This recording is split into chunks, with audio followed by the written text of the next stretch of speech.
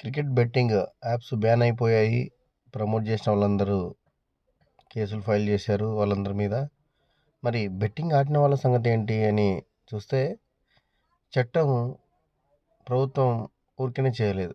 చట్టం చేసిన తర్వాత దాని ఇంప్లిమెంటేషన్స్కి గైడ్లైన్స్, కొన్ని పారామీటర్స్ ఉంటాయి. ప్రతి చోట దాన్ని అమలు చేస్తారు. కాబట్టి బెట్టింగ్ యాప్స్లో ఎవరైతే ఇన్వెస్ట్ చేశారో, ఎవరైతే డబ్బులు డ్రా చేశారో వాళ్ళందరి అకౌంట్ల మీద నిఘా ఉంచుతుంది గవర్నమెంట్. కాబట్టి బెట్టింగ్ యాప్స్కి ఏదైతే అకౌంట్ మీద లింక్ అయి ఉంటుందో ఆ అకౌంట్ని నుంచి ఉన్నటువంటి డబ్బులు ఏవైనా సరే, అవి మీ సొంత డబ్బులు అయి ఉండొచ్చు, లేదా ఆ బెట్టింగ్ యాప్ నుంచి డ్రా చేసిన బెట్టింగ్ యాప్కి మీ అకౌంట్ నుంచి అందులో డిపాజిట్ చేసిన ఏ జరిగినా కూడా సంబంధిత అకౌంట్ మీద గవర్నమెంట్ ఖచ్చితంగా మానిటర్ చేస్తూ ఉంటుంది. ఏ క్షణంలో అయినా మీ అకౌంట్ని ఫ్రీజ్ చేసేయచ్చు. మీ దగ్గరకు వచ్చి ఏం చెప్పదు, మేము ఇట్లా మీ అకౌంట్ సీజ్ చేస్తున్నామని.